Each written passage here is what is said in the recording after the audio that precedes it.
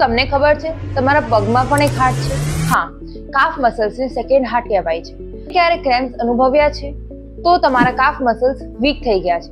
70% blood પગથી calf muscles દ્વારા heart સુધી પહોંચે છે. કાફ મસલ્સ વીક થઈ જશે તો લોહી બરાબર હાર્ટ સુધી પહોંચી નહીં શકે અને એની જ તમને હાર્ટ એટેક અને સ્ટ્રોકના રિસ્ક વધી શકે છે. ચાલો છો કે દોડો છો તો તમારા કાફ મસલ્સના પંપ એક્ટિવ થાય છે અને એના લીધે જ બ્લડ ફ્લો ત્યારે વધારે થાય છે. પણ જો તમે લાંબા સમયથી બેસી રહ્યા છો કે બેઠાડું જીવન જીવી રહ્યા છો તો આ પમ્પ્સ ઇનએક્ટિવેટ થઈ જાય. લાંબા સમય સુધી બેસી રહેવાથી પગમાં સ્વેલિંગ, ક્રેમ્પ્સ, પેઇન અને વેરિકોઝ વેઇન પણ થઈ શકે છે.